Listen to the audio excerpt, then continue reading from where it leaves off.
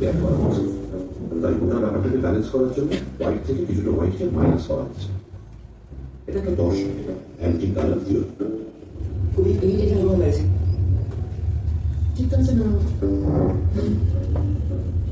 অনন্যা মানে আমার গার্লফ্রেন্ড বলে যে আমি কি ভাবতে পারি না, যেগুলো দেখি সেগুলো নাকি বিশাল গ্যালাক্সি, তার মধ্যে পৃথিবী একটা ছোট্ট বই। আর সেই পৃথিবীর মধ্যে মানুষ ভাবছে যে তার জ্ঞান আর বুদ্ধি আছে বলেই তাকে কেন্দ্র করেই সব কিছু করে চলেছে। কতখানি অহংকার পালন করতে হবে।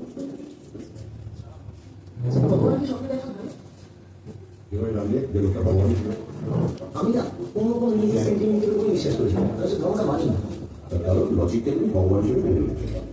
তুই না তুই অনেস্ট না। তুমি শুধু স্ক্রিপ্টটাই ছবি দেখে তুমি পাচ্ছ। সোল সার্চিং সিনেমা নিয়ে বিশাল তাত্ত্বিক আলোচনা চলছে, আর নেওয়া যাচ্ছে না। তোমার যে আলোচনা করছো আমার কিছু মাথায় আসছে, মাথায় বুদ্ধি আছে।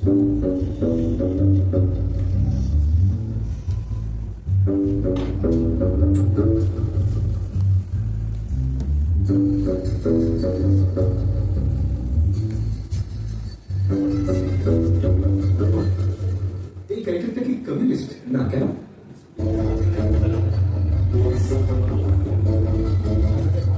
দীপ্ত লাহা, এটা আমার প্রথম সিনেমা, কারণ গ্রিস আমাদের দেশ না, অথবা ব্লু ব্ল্যাক ট্রান্সপারেন্ট হয়। সিনেমাটা গ্রিস ইন্টারন্যাশনাল ফিল্ম ফেস্টিভ্যালে অনারেবল মেনশন পেয়েছে। সিনেমাটার প্রত্যেকটা সিন এক একটা শটে নেওয়া, মাঝে কোনো কাট নেই। একটা কি দুটো সিনে হয়তো কাট আছে, কিন্তু 95% সিনে কোনো কাট নেই, ওয়ান টেক করা। সিনেমায় কোনো ব্যাকগ্রাউন্ড মিউজিক নেই, একটু অন্যভাবে শ্যুটটা করা।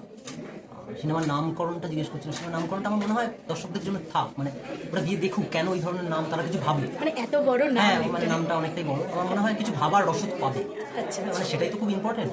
ওই সঙ্গে সঙ্গে যে ইমোশনটা বেরিয়ে আসছে, দারুণ লাগলো ওই লাগলো, সেটা নাও হতে পারে, কিন্তু ওই যে ভাবনাটা পরে গ্রো করবে সিনেমাটা, তো কিছু আমাদের মনে হয় যে সিনেমা কিছু গ্রো করুক। এক সপ্তাহ পরে, এক মাস পরে সিনেমাটা নিয়ে ভাবলাম যে কি দেখলাম, কেন দেখলাম, কি জন্য দেখলাম, খারাপ ছিল, খুব ভালো ছিল।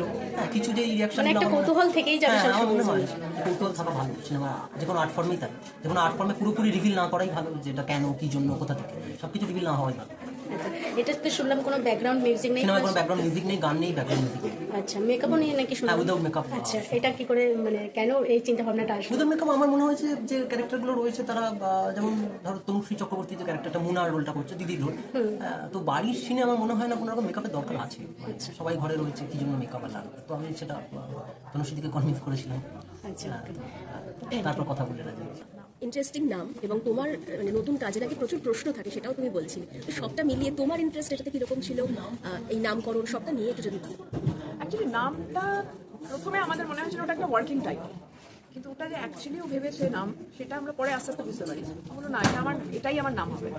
তারপর হচ্ছে একটা লিটারালি দুটো লাইন, মানে নাম নয়, দুটো লাইন লিটারালি। এটা কেন বলে যে পুরো ছবিটা চিত্রনাট্যটাও দেখো, ছবিটাতে ওর রিয়েল লাইফ স্টোরি তুলে ধরেছে, এবং রিয়েল লাইফের একটা ফেজ তুলে ধরেছে।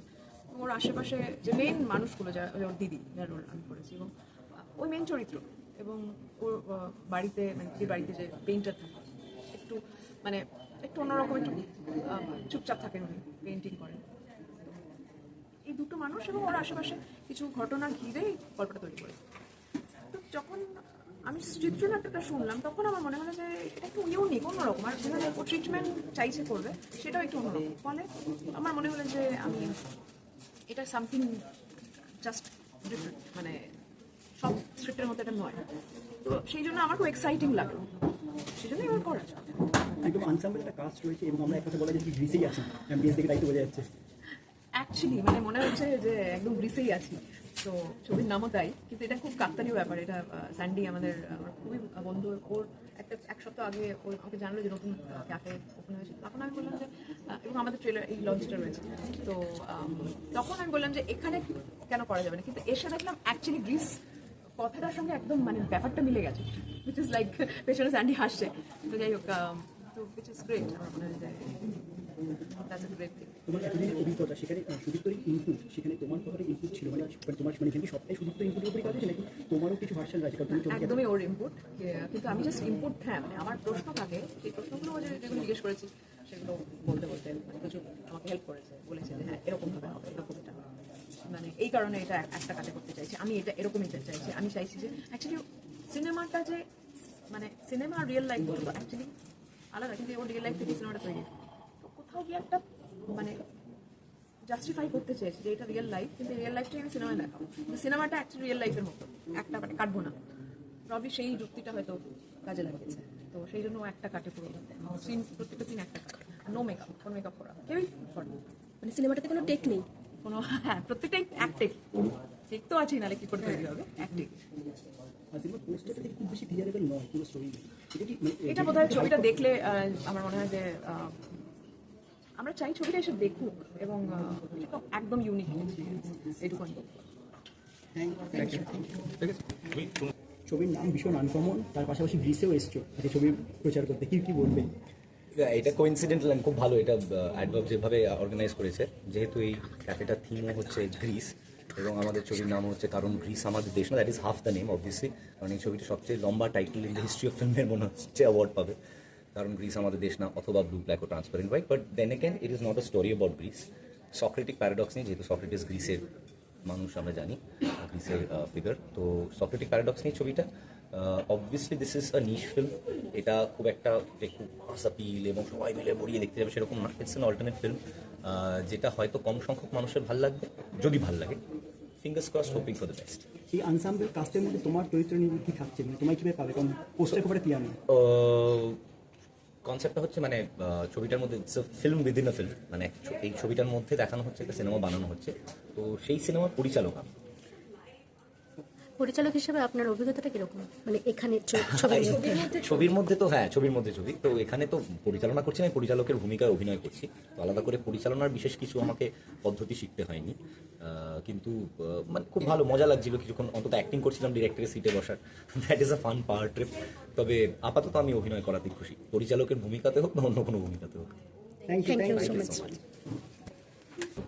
আমার চরিত্রটা আমার ভুট আনছে, অনেক কিছু করে, সে একই ধারে অনেক কাজ সামলায় এবং সে বিশ্বাস করে সিরিয়াস ছবি বলে কোনো ছবি হয় না, ছবি হলো মারদাঙ্গা ছবি, যেখানে নাচ থাকবে, গান থাকবে, মারামারি থাকবে, তো এই চরিত্রটা সেটাই বিলিভ করে। এবং তার সঙ্গে যে ডিরেক্টরের চরিত্র অভিনয় করেছে অনিন্দ, তো ওর সঙ্গে এই কনফ্লিক্টটাই সারাক্ষণ লেগে থাকে যে তুমি তো ছবি বানাও, কী বানাও, মাথার উপর দিয়ে যায়, আর আমরা সিনেমা দেখতে বুঝি যেখানে হলে গিয়ে লোকে সিটি মারবে, আনন্দ করবে, এই ধর এই এরকম একটা চরিত্র আর কি, যে সিরিয়াস চরিত্র করে পাত্তা দেয়। মানে বলতে পারো যে বর্তমান সমাজে একটা রূপই ফুটিয়ে তোলা হয়েছে ছবিতে। হ্যাঁ, মানে অন্য ধারার ছবি, সমাজের বিভিন্ন মানুষের কী মানে কে কীভাবে সিনেমাটাকে দেখে, সেরকম একটা তো কিছু আছেই। এবং যেহেতু আমরা শুধুমাত্র অভিনয় করি, যতক্ষণ না সিনেমাটা দেখি ততক্ষণ বুঝতে পারি না অ্যাকচুয়াল সিনেমাটা কী হয়েছে, তো যতক্ষণ না দেখতে পাচ্ছি ততক্ষণ বলতে পারবো না অ্যাকচুয়ালি কী হয়েছে। বাকি আমার চরিত্র যেটুকুনি আমাকে এটা কাজ করতে সুযোগ দিয়েছে, আমি চেষ্টা করি যে আমার কাজ করতে। নতুন পরিচালকের সাথে কাজ করে আপনার কেমন অভিজ্ঞতা হয়েছে?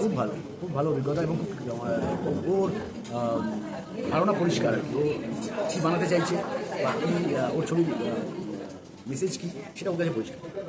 শেষে দর্শকদের কিছু একটাই কথা বলবো, হলে এসে সিনেমাটা দেখুন, এটা অন্য ধারার ছবি, এই ছবিতে এসে যে বিশাল সিরিয়াস ফিল্ম দেখার যদি ইচ্ছে হয় এবং অন্য ধারার কিছু ছবি দেখবেন, তাহলে অবশ্যই এই ছবিটা আসবেন, হলে এসে দেখবেন এবং অন্যরকম পারফরমেন্স দেখতে হবে। Thank you.